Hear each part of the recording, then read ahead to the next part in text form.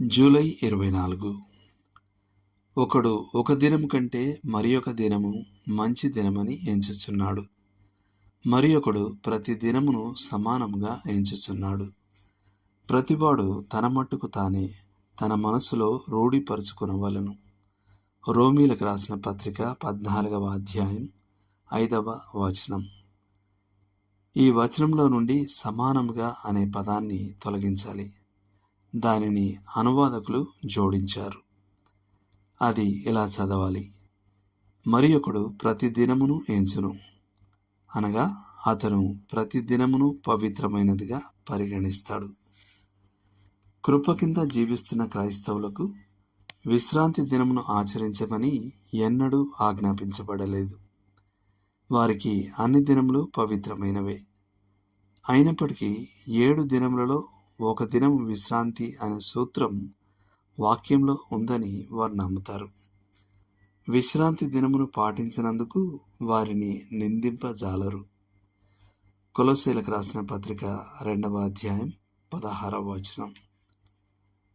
కొత్త నిబంధనలో వారంలోని మొదటి దినము అనగా ప్రభు దినము అనేక కారణాల వలన ప్రాముఖ్యతను సంతరించుకుంది. ప్రభు అయిన యేసు ఆ దినమునే తిరిగి లేచారు. యోహాను 20:1. ఆయన పునరుత్థానం తర్వాత 2 ఆదివారాలలో తన శిష్యులతో సమావేశమయ్యారు.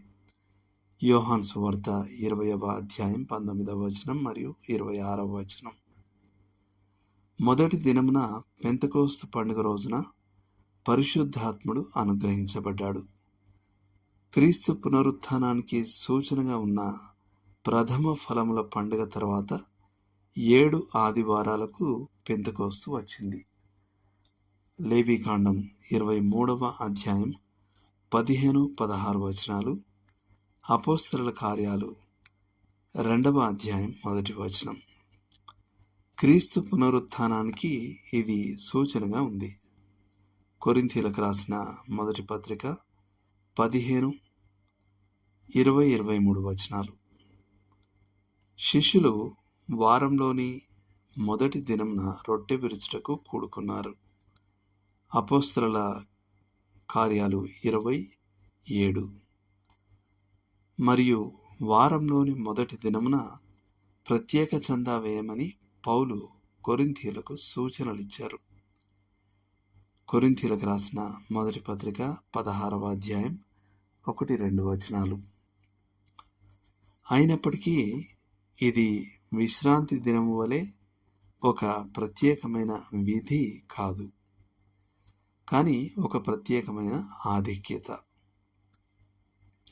ఆదివారం నాడు మనం సాధారణ పనుల నుండి విడుదల పొందుతాం కాబట్టి ఇతర దినములలో చేయలేని విధంగా మన ప్రభు యొక్క ఆరాధనకు మరియు సేవకు ఆ దినంను అంకితం చేయగలం.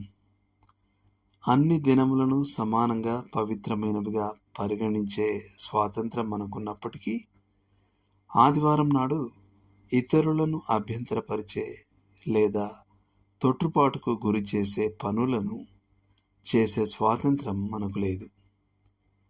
ఇంటి చుట్టూ పనిచేయడం, కారు రిపేర్ చేయడం లేదా ఫుట్బాల్ ఆడటం ఒక సహోదరునికి అభ్యంతరకరంగా ఉంటే మనం చట్టబద్ధమైన హక్కుగా భావించే దానిని విడిచిపెట్టాలి.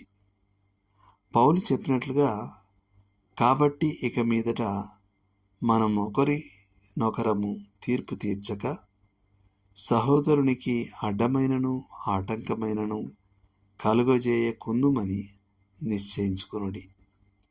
రోమీలకు రాసిన పత్రిక 14వ అధ్యాయం 13వ వచనం. ధర్మశాస్త్రం క్రింద ఉన్న యూదులు పనితో కూడిన వారం ముగింపులో తమ విశ్రాంతి దినంను కలిగి ఉండేవారు. కృప కింద ఉన్న క్రైస్తవులు తమ వారమును విశ్రాంతి దినముతో ప్రారంభిస్తారు, ఎందుకంటే క్రీస్తు విమోచన కార్యాన్ని ముగించాడు. C.I. స్కోఫీల్డ్ మన ప్రభు దినమును ఉపయోగించిన విధానం దాని నిజమైన స్వభావాన్ని వివరిస్తుందని ఎత్తి చూపారు. ఆయన ఏడుస్తున్న మరియను ఓదార్చాడు. గలిబిలి చెందిన 2 శిష్యులతో 7 మైళ్ళు నడిచి దారిలో వారికి లేఖనములను వివరించాడు. ఇతర శిష్యులకు సందేశాలు పంపాడు. వెనుకకు తొలగిన పేతురుతో వ్యక్తిగతంగా మాట్లాడాడు. మరియు మేడగదిలో ఉన్న వారికి పరిశుద్ధాత్మను అనుగ్రహించాడు. దేవుడు మిమ్మల్ని దీవించునుగాక.